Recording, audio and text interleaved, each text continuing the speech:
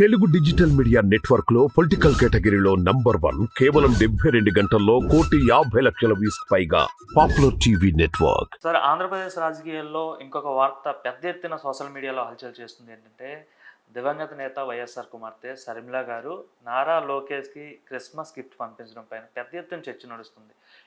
ఇది జగన్మోహన్ రెడ్డికి ఊహించని షాక్ అనేసి అయితే అందరూ చెప్తున్నారు. దీన్ని ఎట్లా చూడొచ్చు అంటారు? జగన్ గారికి షాక్ ఎందుకు అవుద్ది? అంటే తన చెల్లెలు ప్రతిపక్ష లోకేష్ షాక్ అవుద్ది. ఎందుకంటే ఆవిడ అనూహ్యమైనటువంటి ఆవిడ మన లోకేష్ గారిని ఏమనేది ఆవిడ అవన్నీ నేను చెప్పడం నాకు ఇష్టం ఉండదు. అటువంటి విషయాలు అట్లాంటి పదాలు వాడటం అది ఇష్టం ఉండదు కొంచెం. మరి ఆవిడ ఎందుకు పంపించింది అంటే ఆవిడని అడగాలి. ఒకటి, ఆవిడ ఎంతవరకు వివరణ ఇవ్వలేదు.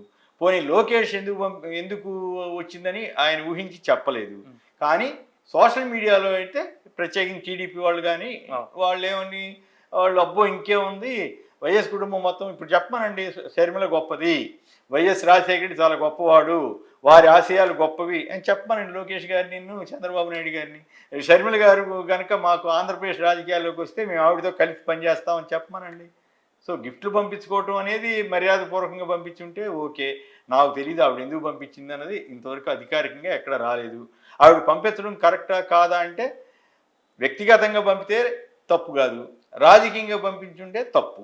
ఆవిడ ఆవిడ ఎందుకు తొందరపడుతున్నారు అనేది నాకు అలాంటి సమాచారం లేదు, అర్థం కావట్లేదు. కానీ ఒక విశ్లేషకుడిగా వీటిని చూసినప్పుడు ఆవిడ తొందరపడుతున్నారు, ఆవిడ ఎందుకో కన్ఫ్యూజ్ అవుతున్నారు. బహుశా మరి ఆవిడ వెనకాల భర్త గారు ఏమైనా సలహాలు ఇస్తున్నారో, లేదా ఇంకే ఆంధ్రజ్యోతి రాధాకృష్ణ గారు లాంటి వాళ్ళు ఏమన్నా ఈ పిచ్చి సలహాలు ఇచ్చి ఆవిడని ఇబ్బంది.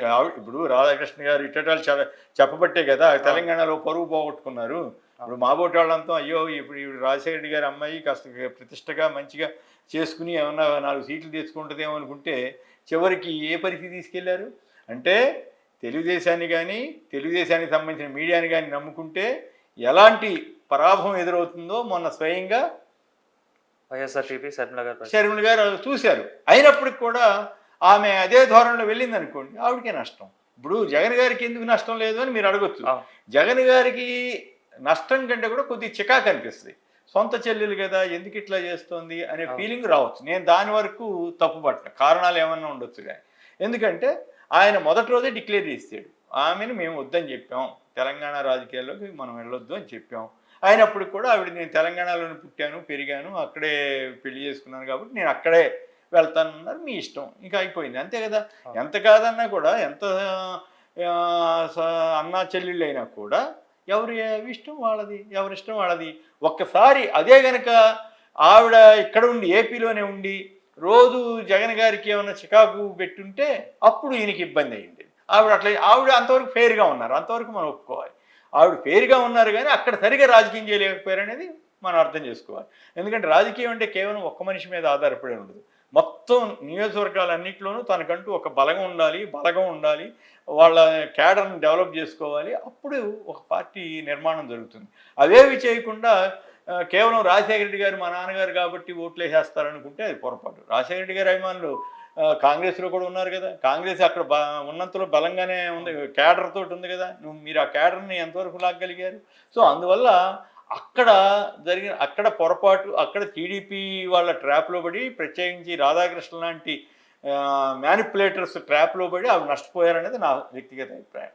ఆవిడలో ఉన్న పోరాట పటిమ కూడా దెబ్బతింది దానివల్ల. ఆవిడ కారులో తీసుకెళ్తే కూడా తిక్కకుండా ఆవిడ మొత్తం దేశం అందరి దృష్టిని, ప్రధానమంత్రిని దృష్టిని కూడా ఆకర్షించారు కదా. సో అలాంటి వ్యక్తి ఎంత వ్యూహాత్మకంగా వెళ్ళాలి? చివరికి ఆ మ్యానిపులేటర్స్ ట్రాప్లో పడిపోతే మనం ఏం చేస్తాం? రాజకీయాల్లో అడుగులు వేసేటప్పుడు చాలా నష్టం జరగవచ్చు, గెలవచ్చు, ఓడవచ్చు, అది వేరే విషయం. చివరికి తనే పోటీ చేయలేని పరిస్థితికి ఎందుకు పడింది?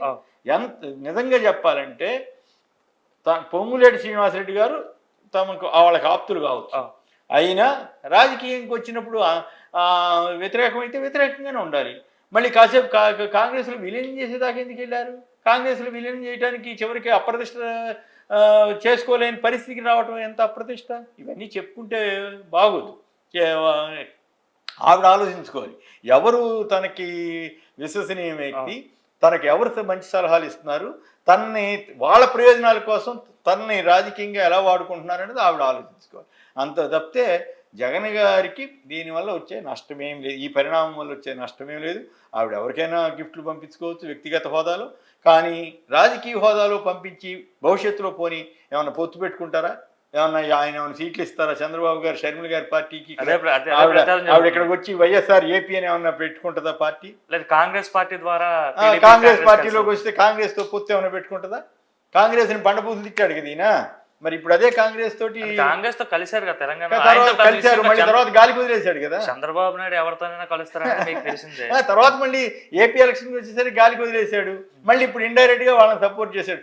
చంద్రబాబు గారు ఇండైరెక్ట్ గా సపోర్ట్ చేయకుండా ఉన్నట్లయితే హైదరాబాద్ సిటీలో కూడా కాంగ్రెస్కి 4-5 సీట్లు వచ్చాయి. ఆయన చేసేసరికి ఏమైంది, ఈయన వ్యతిరేకులంతా బీఆర్ఎస్కి ఓట్లేశారు. దాంతో బీఆర్ఎస్కి మంచి గట్టిగా నిలబడే పరిస్థితి వచ్చింది. అందుకని ఇప్పుడు మీరు చూడండి, అక్కడ తెలంగాణలో వచ్చింది కాంగ్రెస్ వేవ్ కాదు, కాంగ్రెస్ వేవ్ అయితే 75 నుంచి 80 సీట్లు వచ్చింది. కేసీఆర్ మీద ఉన్న నెగిటివ్, ఎమ్మెల్యేల మీద ఉన్న నెగిటివ్ వల్ల, తర్వాత కేసీఆర్ చేసిన వ్యూహాత్మక తప్పిదాల వల్ల 39 సీట్లే వచ్చాయి.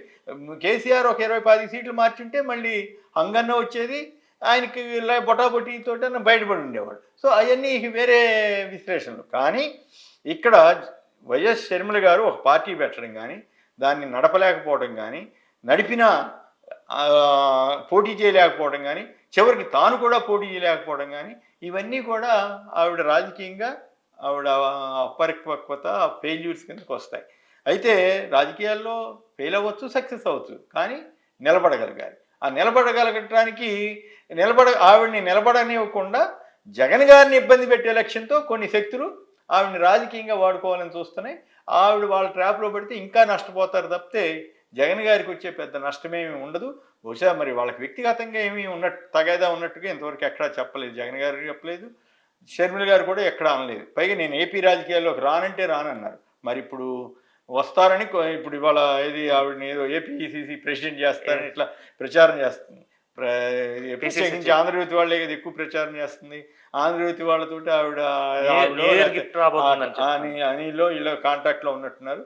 మ్యానిపులేటర్స్ ట్రాప్లో పడితే ఇట్లాగే ఉంటుంది. చివరికి వాళ్ళు శుభ్రంగా వాళ్ళ ప్రయోజనాలకి, రాజకీయ ప్రయోజనాలకి ఆవిడ సేవలను వాడుకుంటారు. చివరికి ఆవిడ మళ్ళీ తెల్లమొహం పరిస్థితి రాకుండా ఉండాలని నేను కోరుకుంటున్నాను. అంటే ఏదైతే గిఫ్ట్ పంపిస్తూ 2024లో మీకు మంచి రోజులు రాబోతున్నాయి, మంచి రోజులు రావాలని కోరుకుంటున్నాను చెప్పి ఆమె చెప్పడం పట్ల జగన్మోహన్ రెడ్డి ఓటమిని ఆమె ఏమైనా కోరుకుంటున్నారా? అది మనం ఎట్లా చెబుతాం? ఆవిడ అఫీషియల్గా చెప్పనంత వరకు మంచి రోజులు రావాలని ఎవరికైనా ప్రత్యర్థికైనా ఆల్ ది బెస్ట్ అంటారు. ఇప్పుడు జగన్ గారి పుట్టినరోజుకి చంద్రబాబు గారు చెప్పలేదా, చంద్రబాబు గారి పుట్టినరోజుకి జగన్ గారు చెప్పలేదా? ఇవన్నీ రొటీన్గా నడిచే వ్యవహారాలు. మోడీ గారు సోనియా గాంధీకి ఫోన్ చేసి శుభాకాంక్షలు చెప్పి ఆల్ ది బెస్ట్ అంటాడు. అంటే ఆవిడని తీసుకొచ్చి ప్రైమ్ మినిస్టర్ సీట్ ఇస్తాడనా? అట్లా ఏం కాదు, మామూలుగా రొటీన్గా జరిగేగా తీసుకోవాలి. ఒకవేళ ఆవిడకి అలాంటి ఉద్దేశం ఉంటే ఓపెన్ స్టేట్మెంట్ ఇచ్చి ఉండేవారు. ఏమని, ఎస్ 2024లో టీడీపీ అధికారంలోకి వస్తుందని చెప్పుంటే అప్పుడు మీరు ఈ ప్రశ్న వేస్తే బాగానే ఉండదు, తప్పేం కాదు. ఇప్పుడు కూడా వేయొచ్చు. కానీ నాకు అర్థమైన దాని ప్రకారం ఆవిడ న్యూ ఇయర్ విషెస్ కింద చెప్పారేమో అనుకోవాలి. ఒకవేళ ఆవిడకి అందుకు భిన్నమైన అభిప్రాయం ఉంటే ఆ విషయం ఓపెన్గానే చెప్తారని అనుకోవచ్చు. ఎందుకంటే రాజశేఖర రెడ్డి గారు ఎప్పుడు ముసుగులో గుద్దులాట్లాగా ఎక్కడ దాపరికాలు ఏమి లేవు. ఇప్పుడు జగన్ గారు కూడా అంతే, దాపరిక ఏమి లేదు, ఓపెన్గా ఏదైనా సరే చేసుకుంటే వెళ్ళిపోతుంటాడు. కాబట్టి ఆవిడ కూడా అలాంటి తత్వమే, ఓపెన్ మైండ్ తోటే ఉంటారని నేను అనుకుంటున్నాను. ఆవిడ మర్యాదపూర్వకంగానే చెప్పుండొచ్చు.